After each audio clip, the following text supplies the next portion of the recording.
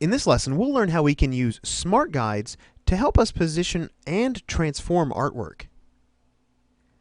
Alright, so in the previous lesson, we learned about basic guides in Illustrator. Now, there is one other type of guide that is a totally different type of guide, but it really has some of the same goals. It's going to help us position, transform, and move artwork and artboards around the workspace. So let me go ahead and just show it to you. It's called a Smart Guide, and to go ahead and turn those on, we can come up to our View drop-down menu and choose Smart Guides right here.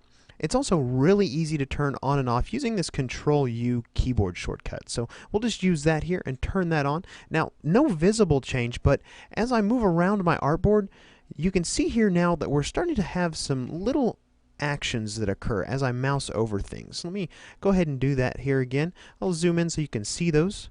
You can see here that as I mouse over certain items, some items are highlighted. The cursor changes a little bit. We get a little gray label that tells us X and Y coordinates occasionally. And we also get some green text that says anchor, path, things like that. So really the smart guides are helping to identify the artwork that we're mousing over. Now if we were to start moving some of this artwork around, let me just go ahead and grab this text right here. I'm going to move that around. You're going to see a series of green lines that also happen. Now what these green lines are doing is they're trying to align this object that we're moving around with other objects that are already on our artboard here. So pretty cool. Smart guides can also actually help us snap objects to other objects. Let me just go ahead and grab maybe this text box again. Let's see if maybe we can snap it to the side of the document there. See? By just moving that close to the side of our artboard, you can see eventually a little green line comes up, and that tells me that our text box is snapped right to the edge of our artboard. So there's not going to be any guesswork there. It's actually snapped right in there, and I know that. So let's just zoom in here again. And let's take a look here at this logo. Let's just go and zoom in on that here. And let's go ahead and select this. Now this is what's called a group of objects. And we're going to talk about groups in just a little while. But I want to go ahead and transform this group by stretching some of these controls here. Let's go ahead and start stretching this out. And you can see here that not only will that little gray window display X and Y coordinates for us, but it'll also display dimensions here as well. So you can see here as I stretch and I move this logo around, it's telling me exactly what size that is there in that little gray box. So another handy little feature of smart guides. Now smart guides are actually completely customizable. So I know that there's a lot of stuff going on right now with smart guides, but you can actually customize these to suit your exact needs, or maybe only use the features of smart guides that you find helpful. So let me go ahead and show you where to access that. Let me go ahead and zoom out on my artboard here. And I'm going to go ahead and access my Illustrator preferences under the Edit drop-down menu. I'm going to use that Control-K keyboard shortcut here, bringing up those preferences. Now, by dropping this menu down, there's actually an option here for Smart Guides. So let's go ahead and select that one. And we've got a lot of things going on here.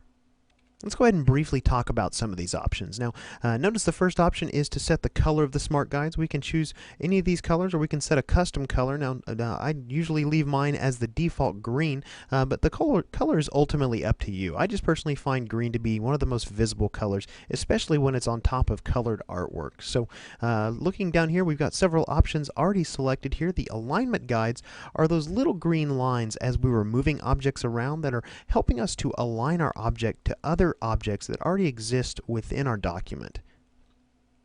Moving to the right of that, we have anchor and path labels, and that was that little green text as we moused over a path that read path. If we moused over what's called an anchor point, it gave us the words anchor point. So moving down over here is object highlighting. This option is actually going to highlight objects with the color of the layer you're currently working on. Now, we haven't talked about layers yet, and we will in an upcoming lesson, so I won't spend much time there. We have measurement labels here. And that's going to be that gray box that you saw floating around that was displaying different information, whether it be X and Y coordinates or whether it be size dimensions within that box. That's our measurement label. Then we have some transform tools here. Now these tools only come up when we're transforming an object. If we're rotating it, we're shearing it, we're scaling it. I personally don't use the transform tools portion of the smart guides much, but it's completely up to you. That's where that option is. Now, construction guides are actually created as you draw a new object on your artboard, and this is another option that I personally don't really use. You can actually configure these to up to 6 different angles. The default here is 90 and 45-degree angles, and then you also have a snapping tolerance down here. That's how close an object needs to get to another object for the smart guides to take effect, and by default it's set to 4 points.